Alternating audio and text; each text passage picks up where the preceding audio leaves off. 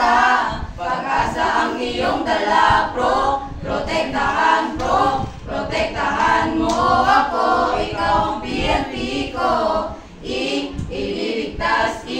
Ililigtas mo ako, ikaw ang DepEd ko. Ikaw ang PNP, ikaw ang DepEd,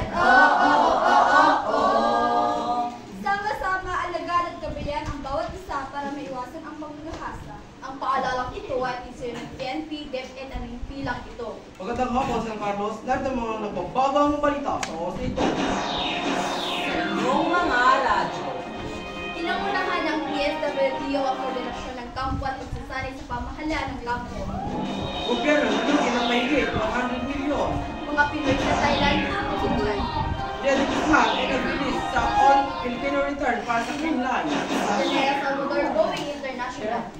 Sa program ng DCCM News Information Center. DCCM Balita. Sa Indon, Olo, daluyan ng tapat at totoong isyo ng bayan mula sa San Carlos City, maghahatid sila ng nagbabagang balita. Sa pangtunog ng bansa, DCCM, pinatapang, pinalakas ang Radyo Kandido Balita. Pinangunahan ng DSWDO ang koordinasyon ng kampo at pagsasanay sa pamahalaan ng kampo, Angelo Parayawan, nakatutok sa balitang lugar. Pinangunahan ng Provincial Social Welfare and Development Office, PSWDO, sa pamumuno ni Annabel T. Roque, ang pagsasagawa ng pagsasanay ng camp coordination and camp management internally displaced personal protection training of trainers na ginanap sa Provincial Training and Development Center 2, Capital Complex, Lingayen. Ako, si Ina Angelo, nakatutok sa balitang lugar. Gobyerno nalugi ng mahigit 100 milyon. Sa kanilang nakatutok sa Balitang Nasyonal. Binigyan din ang Samahang Industriya at Agrikultura, sinag ng ilang kayang aabot na sa higit 100 billion ang pagkalugi ng National Food Authority matapos mabenta lang ng hastos ng 250,000 ng sahod bilang sa mga kagawin 25 kada kilo sa mga negosyante. Samantala, umaas naman ang lumanggit na grupo ng mga magsasaka na nanagot ang lahat ng sangkot na sa anomalya ng problema ng bigas. Ako si Joshua Kalim nakatutok sa Pag-Iparang.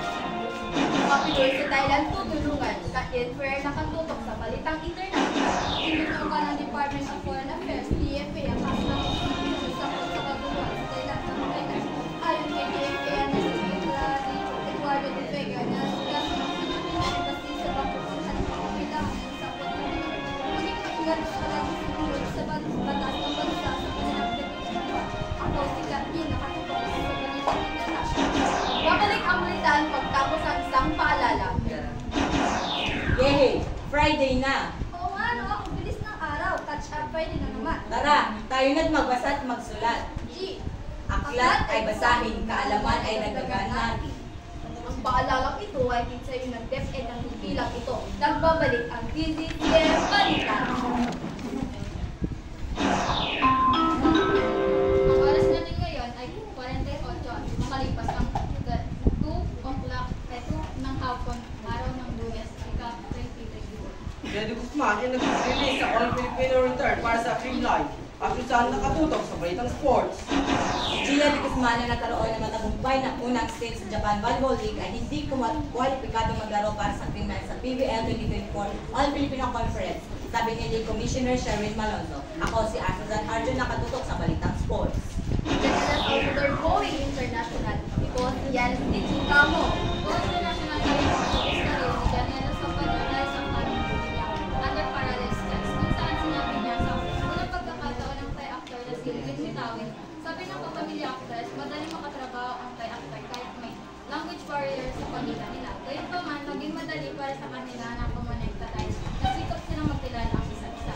Ikaw si Yanis para sa Yan lang po ang mga nagbabagang balita sa mga oras nito. Muli, DZTM Balita. Nakapangatin ng mga balita. Walang kinikilig lang. Tayo katotohanan lamang. Ito ang DZTM Boss ng Masa. Iyong kagapay. At lagi niyong kaibigan. DZTM Balita. Boss ng Masa. Ako si Angela S. Alejandro. Ako naman si Desperas Besteros. Maraming salamat sa inyong pagsubaybay. Ang isang muling kaibigan. PG